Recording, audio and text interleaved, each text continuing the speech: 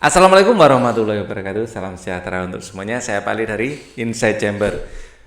Kita lanjutkan lagi diskusi kita untuk membantu orang tua dalam menemani putra-putrinya belajar di rumah. Ya, ini adalah video ketiga dari tema 1 SD kelas 5 tema 1 subtema yang ketiga. Ya, ini video yang ketiga. Kita lanjutkan. Yang belum lihat video pertama kedua silakan ya, di playlistnya ada di kolom deskripsi. Lani sangat kagum dengan potensi alam yang ada di wilayah Madura. Oh iya, kalian tahu nggak foto ini foto apa ini? Ini adalah foto jembatan Suramadu. Ya, Sura itu Surabaya, Madu itu Madura. Suramadu. Oke. Ya, kita ulangi lagi dari awal ya. Lani sangat kagum dengan potensi alam yang ada di wilayah Madura. Mulai dari bahan tambang, hasil hutan, sampai dengan hasil pertanian dan hasil lautnya. Semua itu bisa dimanfaatkan dengan sebaik-baiknya untuk meningkatkan taraf kehidupan masyarakatnya. Pulau Madura masuk dalam Provinsi Jawa Timur ya. Kalau mau ke Madura ya, lewat jalan darat bisa melalui jembatan Suramadu. Ini jembatan yang sangat panjang ini, menghubungkan dari Surabaya sampai Madura. Oke, meskipun demikian, secara geografis Pulau Madura terpisah dengan kabupaten-kabupaten lain di Jawa Timur. Madura merupakan pulau tersendiri yang terpisah dengan Pulau Jawa. Ya, kalau ini adalah Pulau Jawa, ya. Di sini di bagian barat di sini ini Surabaya, ya, seperti ini. Di sini kan ada Bali, ya, Pulau Madura di sini, ya, terpisah. Ya, posisi jembatan Suramadu di sini, ya, di sini posisi jembatan Suramadu kurang lebih ya. Di sini adalah Surabaya, enggak di situ, mungkin di sini. Nah, di sini jembatan Suramadu di sini, ya, tempat yang paling dekat dengan Surabaya. Nah, Surabaya itu wilayahnya kurang lebih ya sinilah. Nah, Pak Ali ya kurang lebih di sini. Oke, di Surabaya. Oke, di sini ada Jawa Tengah, di sini ada Jawa Barat. Nah, kita lanjutkan. Meskipun secara terpisah dengan Pulau Jawa. Untuk mencapai Madura harus melewati Selat Madura. Di sini juga ada pelabuhan yang menghubungkan antara Surabaya dan Madura selain ada jembatan.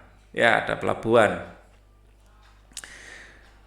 Namun sekarang ini berkat kemajuan dan pembangunan nasional telah dibangun jembatan Suramadu yang melintasi Selat Madura dan menghubungkan Surabaya dengan Madura. Dengan demikian untuk mencapai Pulau Madura bisa melalui perjalanan darat. Ya, sepeda motor gratis, mobil bayar. Sekarang, dulu gratis semua awal-awal dibuka. Ya. Kondisi Pulau Madura yang terpisah dengan Pulau Jawa tersebut merupakan contoh kecil kondisi geografi Indonesia pada umumnya. Indonesia merupakan negara maritim ya dan kepulauan terbesar di dunia. Ya, hampir 2/3 wilayahnya merupakan lautan, yang sepertiga baru daratan ya. Jadi banyak lautnya Indonesia ini. Antara pulau satu dengan pulau yang lain disatukan oleh laut. Meskipun demikian bukan berarti menjadi penghalang bagi setiap suku bangsa Indonesia untuk saling berhubungan dengan suku-suku bangsa lainnya. Oke. Kondisi geografis Indonesia sebagai negara maritim, ya, negara yang banyak lautnya dan kepulauan menyimpan potensi yang besar dalam berbagai bidang, seperti bidang ekonomi, bidang sosial, budaya, transportasi, ya. Potensi-potensi tersebut dapat menjadi modal penting dalam pembangunan nasional guna mewujudkan kesejahteraan rakyatnya. Indonesia itu merupakan jalur perdagangan internasional lewat laut. Ya, dari situ kita bisa mendapatkan manfaat ekonomi. Nah, kan gitu. Wilayah Indonesia merupakan kepulauan antara pulau satu dengan pulau lainnya disatukan oleh laut mengakibatkan bervariasinya potensi yang dimiliki oleh bangsa Indonesia. Masing-masing pulau memiliki karakteristik masing-masing mulai dari kondisi alam maupun kondisi sosial budayanya.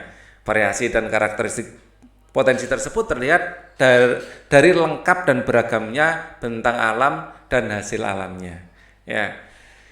Beragamnya suku bangsa yang mengakibatkan beragam pula adat istiadat dan budayanya, serta beragamnya agama, golongan, dan kelompok masyarakat. Keragaman yang disebabkan oleh adanya perbedaan antara pulau satu dengan pulau lainnya ini tidaklah menjadi pemecah atau perenggang, namun justru menjadi pemersatu.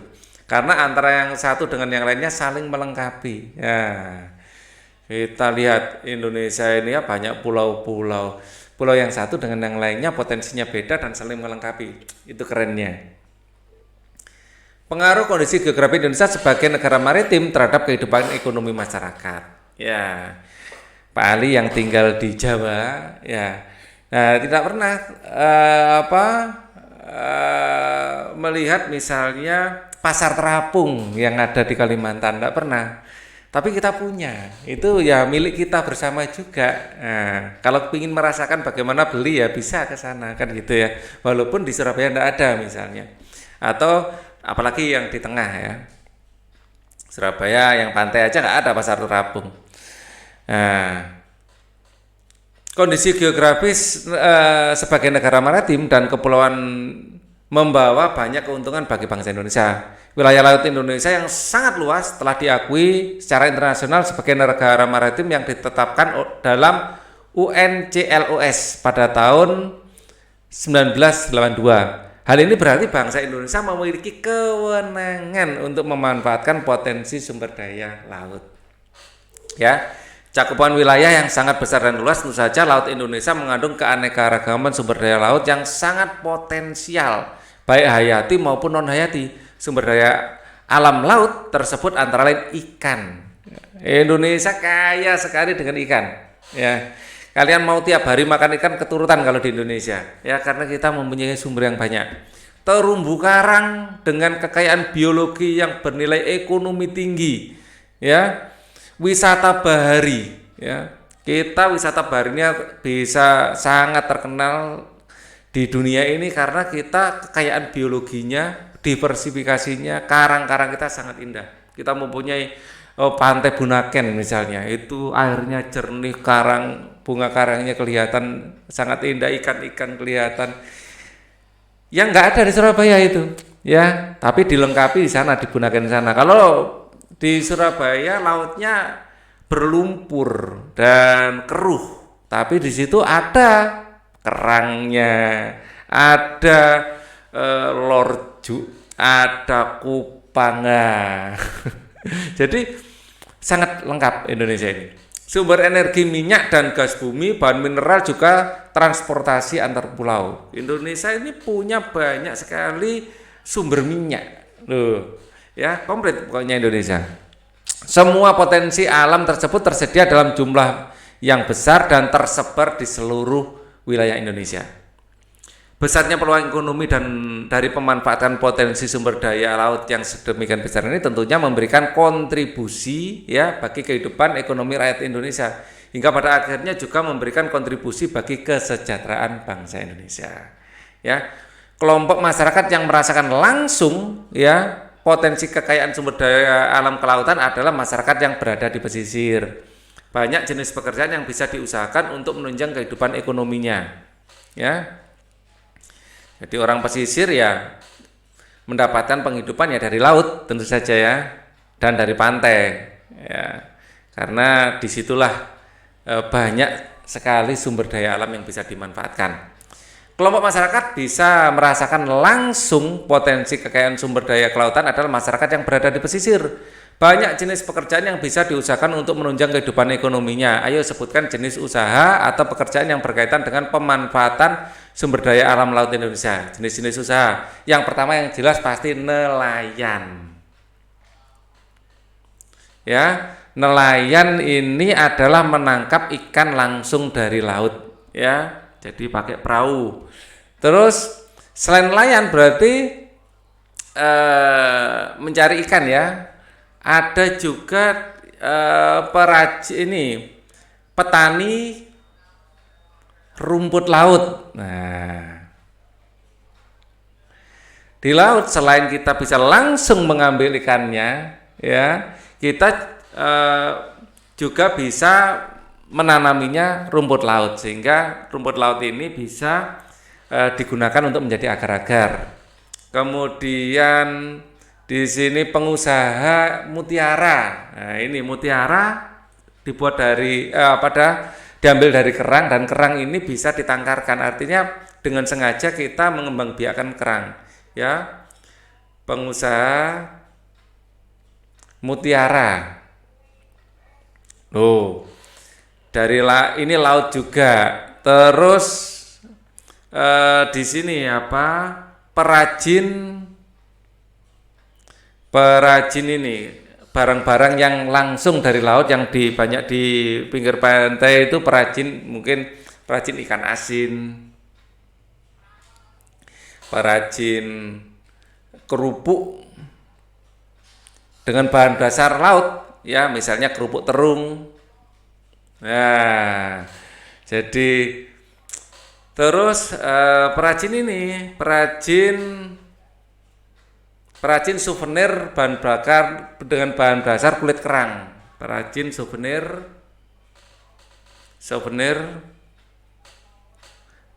dengan bahan dasar kulit kerang.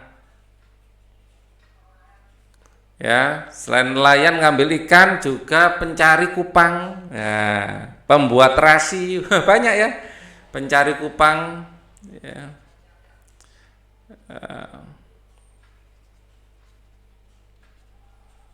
Biasanya nelayan juga sih ya, pencari kupang ini, ya.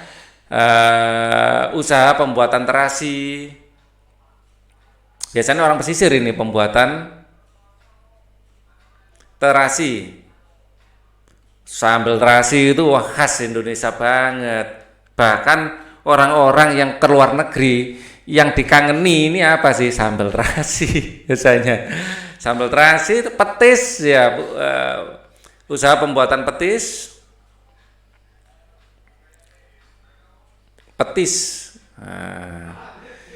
Petis ini ada yang terbuat dari ikan, ada yang terbuat dari udang.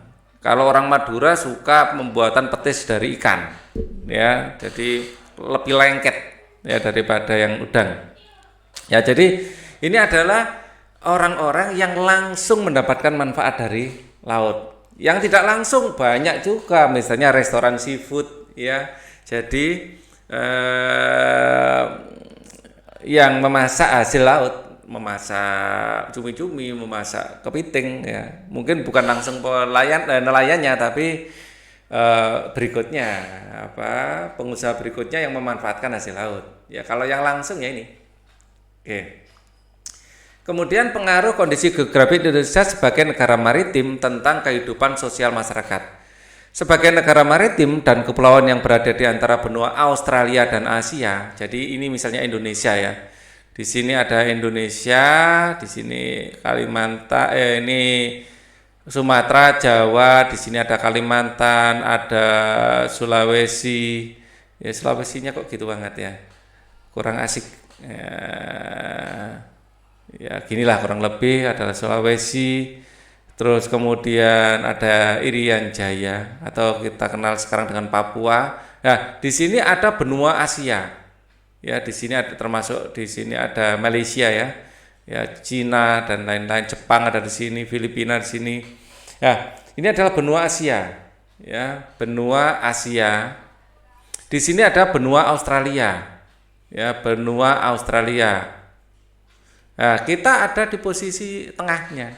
Di sini banyak perdagangan ya, misalnya orang Australia ngambil barang dari Jepang, ya lewat mana? Lewat kita, nah, kan gitu. Ini posisi silang ya.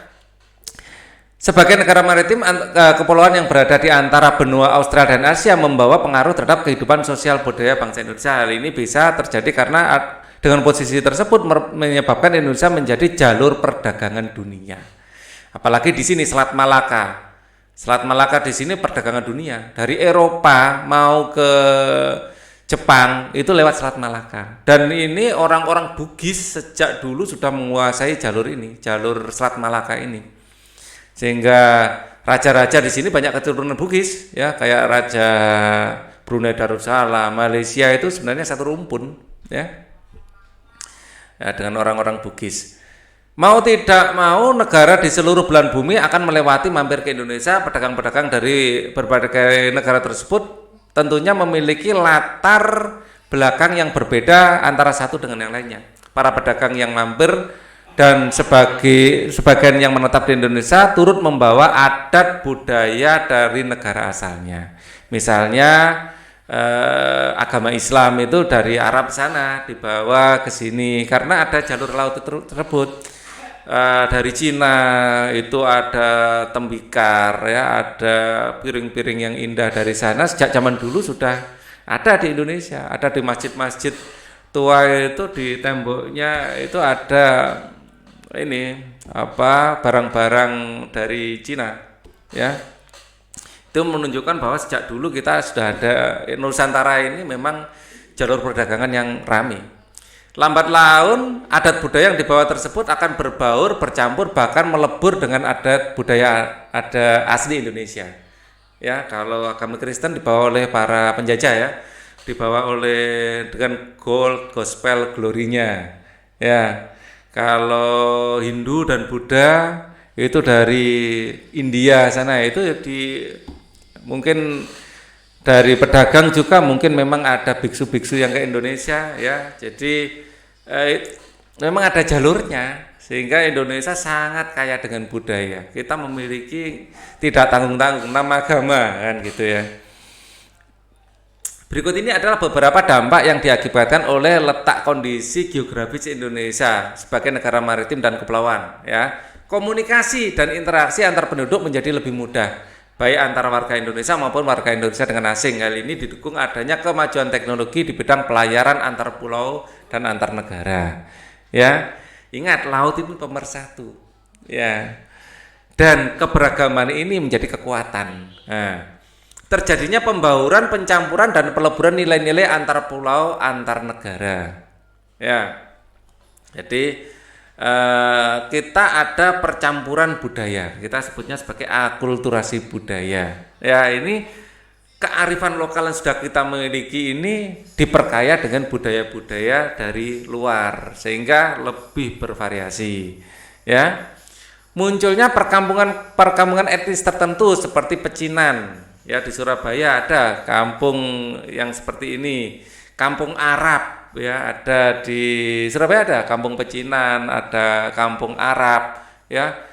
Ini sangat memperkaya, membuat produk-produk yang dihasilkan itu sangat banyak ya. Misalnya etnis kampung Arab, nah di sini mensuplai songkok, mensuplai kurma ya. Kalau kampung pecinan ini ya kebanyakan barang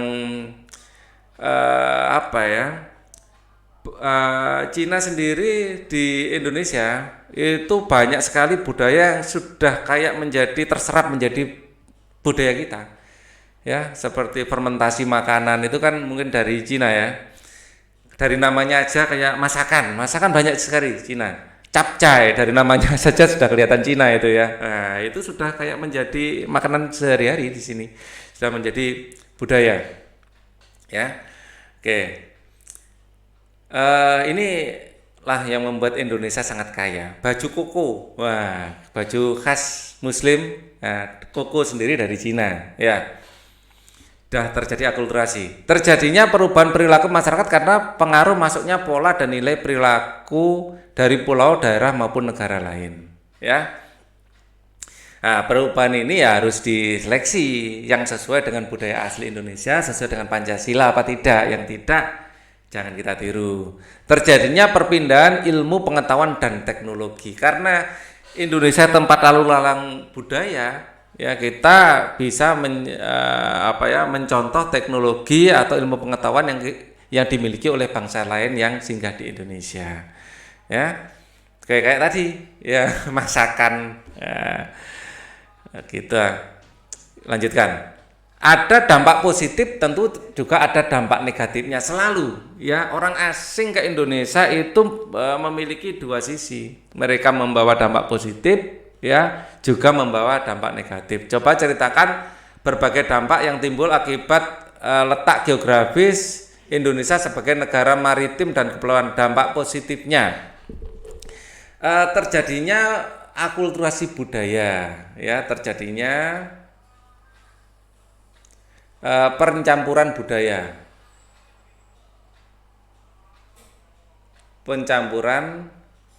atau akulturasi budaya, akulturasi. Nah, dampak negatifnya apa? Nah, pencampuran ini ada beberapa nilai yang tidak sesuai dengan nilai-nilai kita, ya. Kita menyerap nilai-nilai yang tidak sesuai dengan Pancasila atau budaya asli Indonesia, budaya kita. Misalnya kayak nilai ini apa,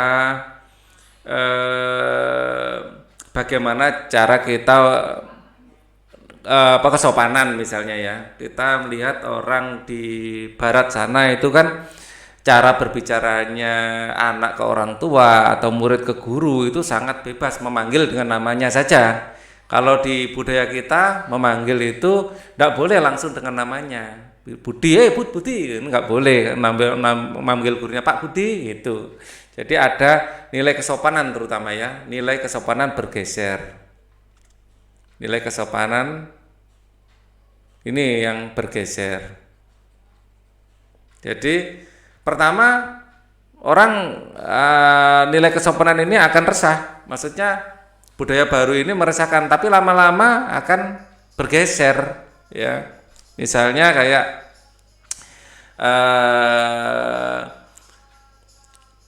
kalau kita lihat foto-foto zaman dulu, namanya murid ketemu guru harus membungkukkan badan. Sekarang lewat di depannya ya lewat gitu aja, sudah akhirnya guru juga sudah nggak risih karena itu lama-lama menjadi kebiasaan. Sebenarnya kebiasaan yang tidak sesuai dengan budaya asli kita. Terus kemudian sains dan teknologi, dan teknologi ini adalah budaya yang bagus kita dapatkan dari luar negeri, tapi budaya yang buruk juga ada yang dari luar negeri. Misalnya budaya narkoba misalnya. Ya, narkoba yang ada di luar negeri kita contoh, itu tidak bagus, ya. Ada negara-negara di luar negeri memang narkoba itu malah diizinkan, ya. Nah, di kita tidak boleh. Terus seperti kayak ini budaya yang bukan asli kita itu kayak pernikahan sesama jenis. Nah, ini budaya luar negeri, ya. Pernikahan sesama jenis. Kalau di luar negeri ada budaya seperti itu, laki-laki boleh nikah dengan laki-laki, perempuan boleh nikah dengan perempuan. Tapi di kita nggak boleh, ya. Di sini budaya dari negeri, tapi ada beberapa orang yang mengusahakan ini agar boleh. Jadi ini kan pengaruh buruk, kadang-kadang kecolongan, ya. Jadi mulai ada seperti ini terjadi. Nah, ini tidak boleh terjadi lagi, artinya kita kecolongan. Nah, ini adalah pengaruh negatif, ya, perkawinan pernikahan sesama jenis, laki-laki masa menikah sama laki-laki. Kalau di luar negeri memang ada itu, dan itu bukan budaya yang baik, ya. Sains dan teknologi ini yang bagus, ya, bagus. Terus kemudian kita mendapat dampak positif agama dari luar negeri, ya. Kita agama Islam juga dari luar negeri, agama Kristen dari luar negeri, agama Hindu, Buddha semuanya dari luar negeri. Tapi kita juga ada pengaruh, misalnya pengaruh komunisme. Nah, ini adalah budaya yang buruk, ya, harus kita tolak. Komunisme tidak percaya Tuhan, ya. Budaya komunisme atau ateis, ateis dengan komunisme beda sebenarnya, ya. Kalau komunisme itu cara pemerintahan yang tidak demokratis, ya. Tapi biasanya komunisme diikuti ateis kebetulan, ya. Jadi kita mendapat demokrasi juga dari luar negeri sebenarnya ya. Komunisme ini adalah budaya buruk dari luar negeri ya. Oke, agama budaya yang baik dari luar negeri. Terus ini demokrasi ini dari luar negeri juga, demokrasi ya. Kita demokrasi musuhnya komunisme, bukan musuhnya, lawannya ya. Kalau agama ini lawannya sebenarnya adalah ateisme. Ini kebalik ini. Oke, kita lanjutkan. Bersama kelompokmu buatlah clipping atau gambar tentang kondisi ekonomi sosial masyarakat sebagai akibat dari kondisi geografis Indonesia sebagai negara maritim. Ya. Kumpulkan gambar negara maritim itu negara yang banyak memanfaatkan hasil laut ya dan memiliki laut yang luas. Kumpulkan gambar-gambar yang sesuai yang bisa kamu dapatkan melalui surat kabar, majalah, buku, internet. Berikan penjelasan singkat dari setiap gambar yang kamu kumpulkan. Susunlah gambar yang telah kamu kumpulkan menjadi sebuah buku. Jadi ini buat clipping ya. Susunlah laporan singkat mengenai clipping yang telah kamu buat, kemudian presentasikan di hadapan guru dan teman-temanmu. Format laporan sebagai berikut. Ya, pengaruh kondisi geografis Indonesia sebagai negara maritim terhadap kehidupan ekonomi dan sosial masyarakatnya. Kehidupan ekonomi mungkin kalian pengaruh kondisi geografis ya. Bisa melihat nelayan. Ya mungkin kehidupan ekonomi pembuatan kerajinan dari kerang atau mutiara ya kalian cari, atau mungkin kerajinan dari mutiara atau rumput laut ya. Ini adalah yang mungkin kata kunci keyword yang bisa kalian gunakan untuk mencari di internet. Kehidupan sosial ya mungkin kehidupan sosial ini adalah suku laut, misalnya suku laut ya, kata kuncinya yang bisa kalian gunakan. Terus mungkin nelayan ya, ini juga kalian bisa jadikan kata kunci untuk mencari di Google ya. Kehidupan sosial laut, dua ini aja mungkin ya, coba yang lain cari sendiri. Atau pembuatan perahu ya, pembuat perahu, perajin perahu. Ini akibat kita adalah negara maritim membutuhkan alat yang namanya perahu, dan perajinnya sendiri dapat manfaat ekonomi dari situ. Oke, bangsa Indonesia dikenal sebagai bangsa maritim sejak zaman dahulu, bahkan sempat mencapai kejayaan pada masa kerajaan Sriwijaya dan Majapahit. Ya, kejayaan bahari masa lalu. Sejarah telah mencatat bahwa kerajaan bahari bangsa Indonesia sudah lahir sebelum kemerdekaan. Hal ini dibuktikan dengan adanya temuan-temuan situs prasejarah maupun sejarah. Bedanya prasejarah sama sejarah itu apa? Kalau prasejarah itu belum ditemukan tulisan, sebelum dikenal tulisan. Ya, tidak ada catatan tulisan. Kalau sejarah sudah ada. Ya, penemuan situs prasejarah di gua-gua Muna, Seram, dan Arguni yang dipenuhi dengan lukisan-lukisan perahu, layar menggambarkan bahwa ya, jadi belum ada tulisan, hanya gambar-gambar saja. Nah, ini waktunya ganti ini. Nah, di sini membuktikan bahwa ini gambar perahu ya. Nenek moyang bangsa Indonesia merupakan bangsa pelaut. Ya, nenek moyang kita itu pelaut. Ya, sesuai dengan lagunya, nenek moyangku seorang pelaut. Ya. Ini saya atur dulu ukurannya. Selain itu ditemukan kesamaan benda-benda sejarah suku aborigin di Australia dengan benda-benda sejarah yang ditemukan di Pulau Jawa. Artinya kita sudah ada komunikasi dengan orang aborigin. Ya, penemuan ini menggambarkan bahwa nenek moyang bangsa kita telah melakukan hubungan dengan bangsa lain yang tentunya menggunakan kapal-kapal layar. Ya. Kerajaan Sriwijaya bahkan memiliki armada laut yang besar dan kuat. Armada laut Sriwijaya ya mampu menguasai jalur perdagangan laut dan memungut cukai atas penggunaan laut. Ya. Pengaruh Sriwijaya meliputi Asia Tenggara. Hal ini dibuktikan dengan catatan sejarah bahwa terdapat hubungan erat antara kerajaan Champa yang terletak di antara Kamboja dan Laos, ya. Ya, jadi kita ada hubungan dengan kerajaan Champa. Artinya kita ya sering ini juga ya berlayar ke sana. Kerajaan Mataram kuno di Jawa Tengah mampu membangun Candi Borobudur. Pada candi tersebut terdapat relief berupa gambar perahu layar dengan tiang-tiang layar yang kukuh dan menggunakan layar segi 4 yang lebar. Pak Ali pernah sendiri melihat ini. Memang ada di Candi Borobudur, ya. Ada relief yang kapal itu. Kerajaan Singosari di bawah kepemimpinan Raja Kertanegara pun juga memiliki armada kapal dagang yang mampu mengadakan hubungan dagang lintas laut. Singosari ini di Malang kerajaannya, Jawa Timur. Bahkan perkembangan kerajaan Singosari dianggap sebagai ancaman bagi Tiongkok dengan rajanya Kubilai Khan. Raja Kubilai Khan mengirimkan armada perangnya dan mendarat di Pulau Jawa. Bahkan di Cina saja ya sampai merasa terganggu. Artinya armadanya memang benar-benar signifikan. Artinya benar-benar berpengaruh armada dari Singosari ini. Pada masa itulah Raden Wijaya mendirikan kerajaan Majapahit. Ya.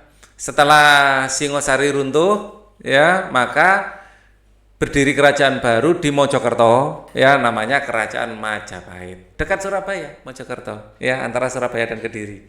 Ya. Di Kediri sendiri adalah kerajaan juga sebelum, jadi kerajaan pertama di Kediri, terus pindah di Malang, Singosari, terus pindah di Mojokerto, ya, sekitar situ saja, ya. Kerajaan Majapahit kemudian berkembang menjadi kerajaan maritim yang besar, lebih keren lagi, lebih besar lagi. Kerajaan Majapahit memiliki pengaruh dan kekuasaan yang luas meliputi Nusantara. Dengan kekuatan armada lautnya didukung oleh kemampuan perang Patih Gajah Mada, wilayah kerajaan Majapahit kian luas yang kita kenal dengan Sumpah Palapa. Beliau bersumpah kalau belum bisa menyatukan Nusantara tidak akan makan buah palapa. Wah, gitu ya. Mungkin palapa itu kelapa mungkin ya. Dengan bukti-bukti sejarah inilah bisa dikatakan bahwa kerajaan Bahari bangsa Indonesia telah ada sejak zaman dahulu. Namun dalam perjalanannya, kerajaan Bahari ini mulai mengalami keredupan seiring terjadinya penjajahan Belanda dengan praktik kebaharian kolonialnya. Ya, jadi ini redup gara-gara ada serangan dari bangsa lain. Belanda, ya, juga ada keretakan dari dalam di Majapahit itu sendiri, perang saudara. Pada masa kolonial Belanda, masyarakat Indonesia dibatasi berhubungan dengan laut, misalnya larangan berdagang selain dengan pihak Belanda. Nah, ini praktek monopoli ini yang merusak. Padahal sebelumnya telah muncul beberapa kerajaan Bahari Nusantara. Hal ini mengakibatkan budaya Bahari Indonesia memasuki masa suramnya. Pada masa kolonial Belanda juga terjadi pengikisan semangat Bahari bangsa Indonesia dikarenakan pemerintah kolonial lebih mementingkan bidang agraris untuk kepentingan mereka. Jadi kita yang tadinya sebagai negara yang maritim, ya, dialihkan ke negara agraris, ya, dibangun sungai-sungai, dibangun dam-dam, ya. Dam sendiri berasal dari Belanda, ya, bendungan artinya. Ya, sampai sekarang ini diserap menjadi bahasa Indonesia, ya.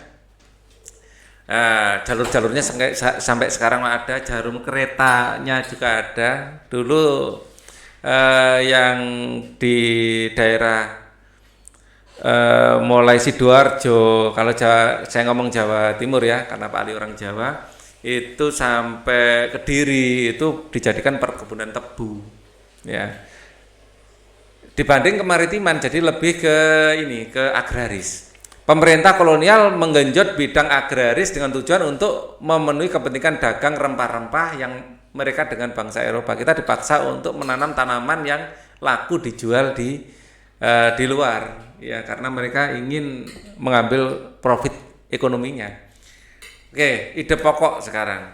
Untuk ide pokoknya ini, ya, kita seperti biasa ngasih nomor, ya, ini nomor 2 pada setiap paragrafnya. Ini adalah paragraf 3, paragraf 4. Kita lanjutkan ini paragraf 5, paragraf 6. kemudian paragraf 7, paragraf 8, paragraf 9. Di sini 9 saja ya. Kok sampai 11? Ya, mana yang belum ditulis? 1, 2, ini masih 2 masih ya. 3, 4, 5, 6, 7, 8, 9. Rasanya 9 saja kok, ini dimencetnya sampai 11. Wah, saya nggak tahu. Kebanyakan nulisnya ya. Oke, kita akan cari ide pokoknya ya. Sejarah telah mencatat bahwa Kejayaan Bahari di Indonesia sudah lahir sebelum kemerdekaan. Ini adalah pokok pikiran dari atau ide pokok dari paragraf pertama. Ya, loh ini sudah ada. Kita langsung yang kedua berarti. Yang kedua adalah penemuan situs di Gua-Gua Muna, Seram, Arguni yang dipenuhi lukisan menggambarkan bahwa ini termasuk di pokok ini. Saya copy saja, saya masukkan sini sebagai jawaban.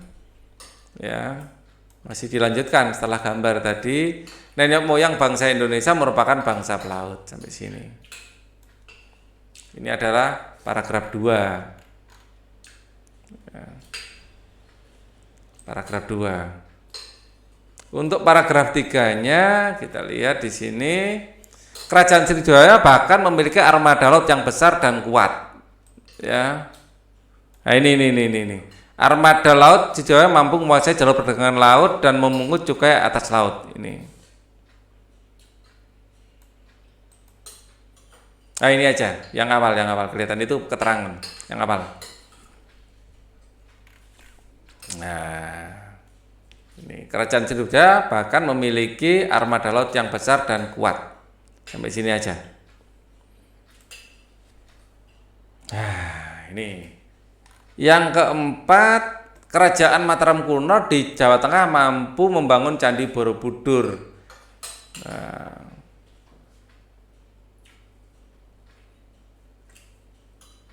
tergambar perahu layar dengan tiang-tiang sampai sini, sampai perahu layar.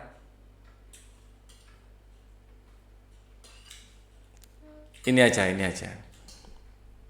Pokok temanya ini.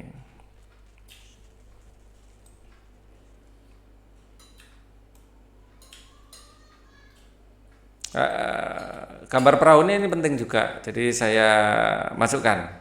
Ya.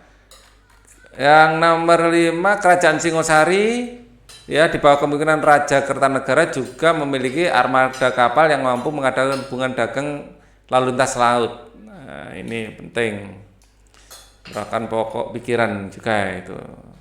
Nomor 5. Oke. Nomor 6, paragraf 6.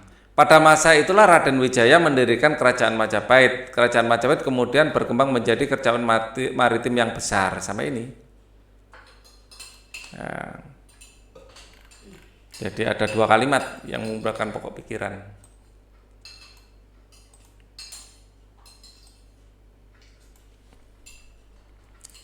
Kemudian nomor 7, dengan bukti-bukti sejarah inilah kita tidak bisa dielakkan bahwa Kerajaan Bahari Indonesia setelah ada sejak zaman dahulu.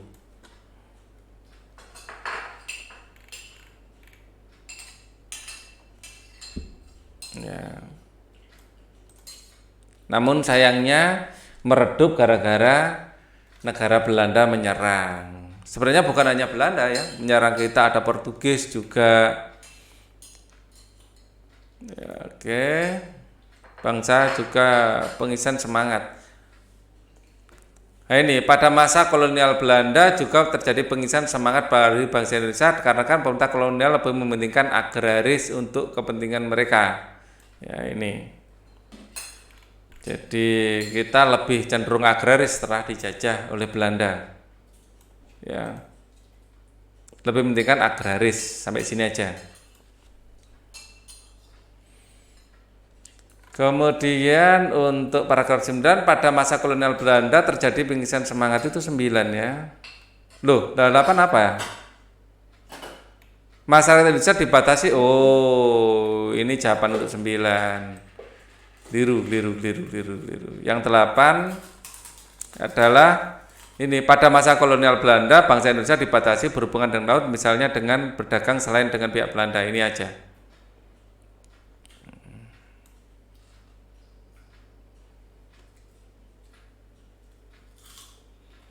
Oke.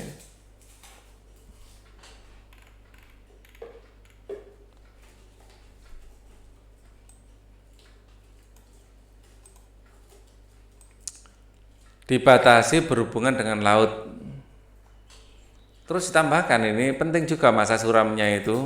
Jadi itu adalah pokok pikiran. Hal ini mengakibatkan budaya bahari Indonesia memasuki masa suramnya.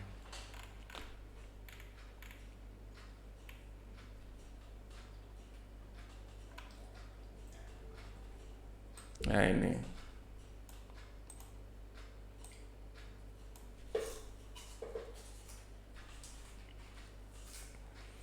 Nomor 10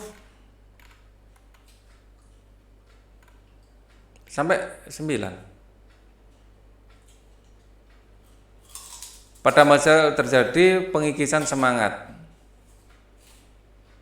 Oh, sampai 9 saja ya. Ya sudah. 10 11 tidak ada. Keberagaman ini sampai halaman berapa tadi? 149. Saya berencana sampai 155. Keberagaman yang disebabkan oleh adanya perbedaan antara pulau satu dengan pulau lainnya tidaklah menjadi pemecah. Ya, bukan, tapi justru ya menjadi pemersatu antara yang satu dengan yang lain, bisa saling melengkapi. Hal tersebut ini sesuai dengan semangat persatuan dan kesatuan seperti tercermin nilai-nilai Pancasila, misalnya khususnya sila persatuan Indonesia. Ya. Kita dipersatukan oleh laut. Ya. Semangat persatuan dan kesatuan khususnya sila persatuan Indonesia selain itu juga mencerminkan nilai-nilai yang terkandung dalam sila keadilan sosial bagi seluruh rakyat Indonesia. Ya, tahukah kamu meskipun terdiri dari 5 sila, namun Pancasila itu merupakan satu kesatuan yang utuh. Pancasila diumpamakan sebagai satu paket lengkap yang menopang negara kesatuan Republik Indonesia.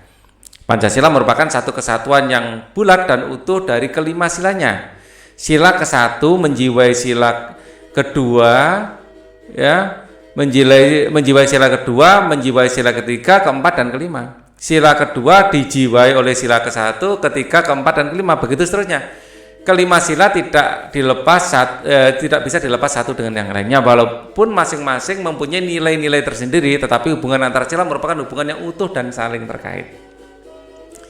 Sila yang membentuk Pancasila merupakan unsur yang mutlak yang membentuk satu kesatuan. Jadi tidak bisa dipisah-pisah, ya. Sila pertama menjiwai sila kedua dan seterusnya, ya.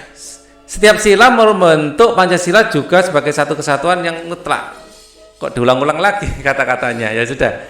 Untuk menambah pemahamanmu tentang sila-sila dalam Pancasila merupakan satu kesatuan yang utuh. Setiap sila dijiwai dan menjiwai sila lain. Coba sebutkan contoh perilaku yang mencerminkan sila-sila apa saja. Salah satu contoh perilaku mencerminkan satu sila, dua sila atau lebih. Misalnya pemilihan ketua kelas. Pemilihan ketua kelas mencerminkan keadilan sosial bagi seluruh rakyat Indonesia. Keadilan sosial bagi seluruh rakyat Indonesia ini adalah sila 5.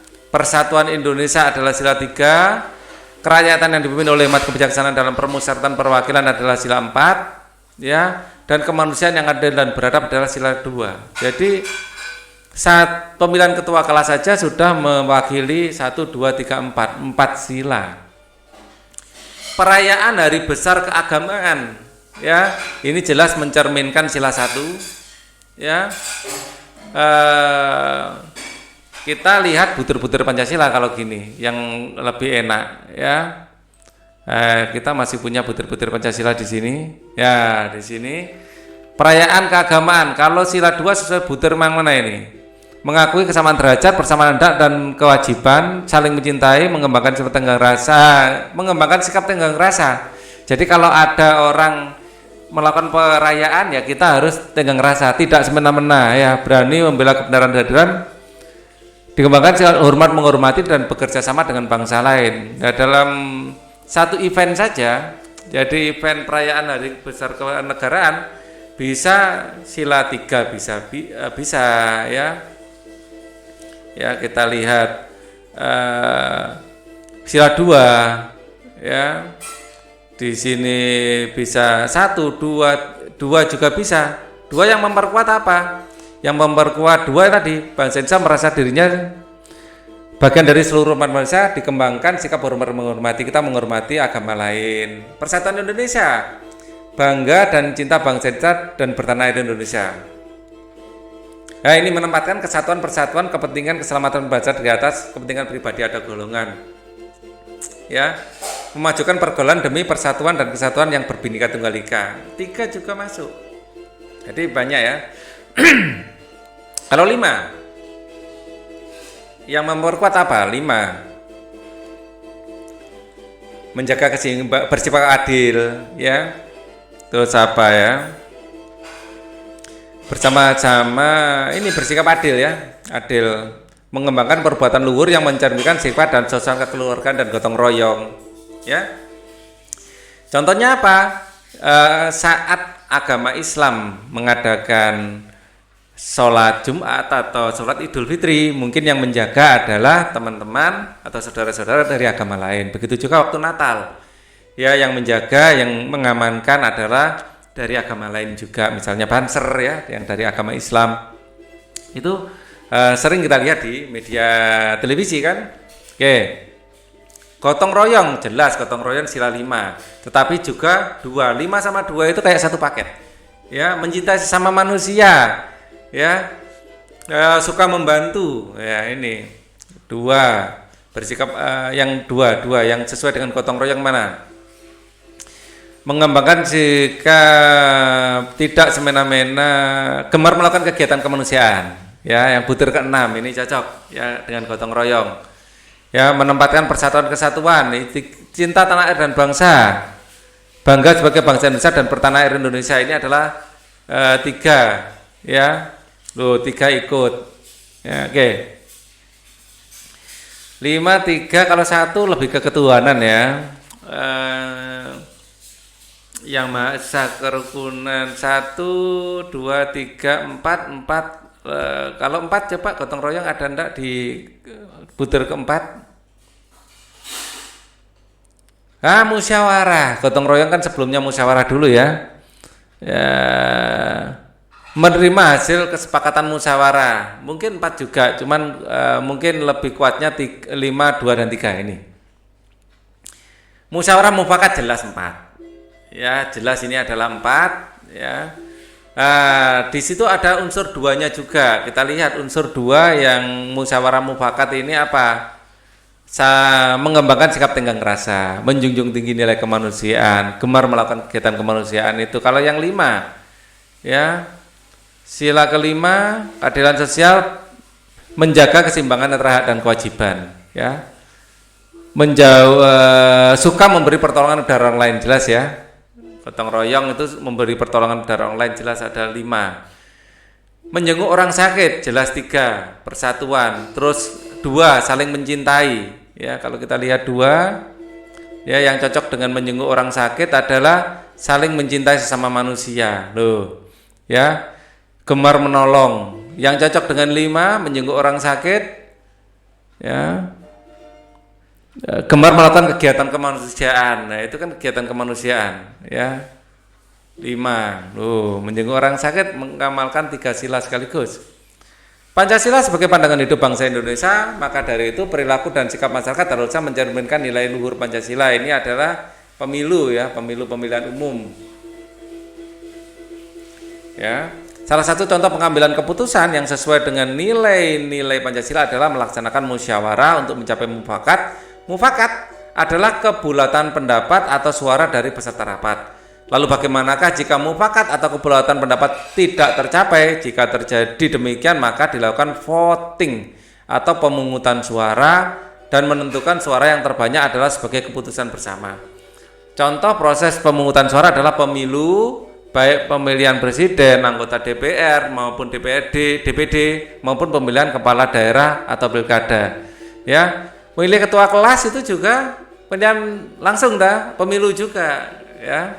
Sekarang buatlah laporan mengenai pengambilan keputusan yang sesuai dengan nilai Pancasila. Laporan kamu susun bisa berdasarkan pengalaman pribadi atau kelompok. Ya, kalian tugas menulis ya. Format laporan mengenai pengambilan keputusan yang sesuai dengan nilai-nilai Pancasila. Penyusun hari tanggal mungkin bisa pemilihan ketua kelas. Ya, coba kalian ceritakan ya.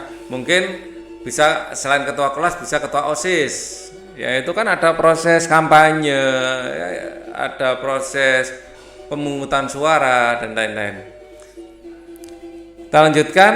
Sekarang halaman berapa ini? Kita sampai sini aja ya. Dengan mempelajari letak geografis dan kondisi geografis Indonesia sebagai negara maritim, maka kita bangga dan bersyukur menjadi warga negara Indonesia. Namun juga perlu diingat bahwa dengan kondisi tersebut akan banyak terjadi penyerapan, pertukaran, peleburan dan pencampuran pembawaan nilai budaya dari daerah atau negara lain. Oleh karena itu kita harus pandai-pandai memilih dan memilah nilai budaya kita atau dari negara lain. Bagaimana sikapmu terhadap masuknya nilai budaya dari daerah atau negara lain? Kita harus memiliki filter atau penyaring. Kita harus menyaring budaya yang kita serap. Ya, kita akan menyerap budaya yang positif, menyerap atau mengambil budaya yang positif seperti ilmu pengetahuan. Ya, ini positif ya, kemampuan bahasa. Ya, ini juga positif ya, kita belajar bahasa Inggris ya. Terus teknologi. Ini positif. Tetapi kita harus menjauhi yang negatif dan meninggalkan budaya negatif. Contohnya apa? Contohnya adalah pergaulan bebas, terus kemudian narkoba dan lain-lain yang buruk-buruk itu ya. Mintalah pendapat orang tuamu mengenai perilaku orang di wilayah tempat tinggalmu. Adakah perilaku mereka yang sesuai dengan nilai-nilai yang terkandung dalam sila-sila Pancasila? Kalau di tempat Pak Ali yang sesuai adanya siskampling, ya, sistem keamanan lingkungan. Kedua, di masa COVID ini di Surabaya ada gerakan Wani Sehat, ya, gerakan Wani Sehat atau Berani Sehat, ya. Jadi adanya kepengurusan RT, ya, kepengurusan RT, kepengurusan posyandu ya, atau pos pelayanan terpadu dan lain-lain. Mungkin orang tua kalian atau bapak ibu bisa memberikan tambahan untuk ini, untuk anak-anaknya apalagi yang ada di daerahnya. Untuk anak-anak mungkin ada satu lagi saya tambahkan, Karang Taruna. Oke. Video kita cukup sampai segini dulu. Kita akan lanjutkan nanti di video selanjutnya. Thank you for watching. Wassalamualaikum warahmatullahi wabarakatuh.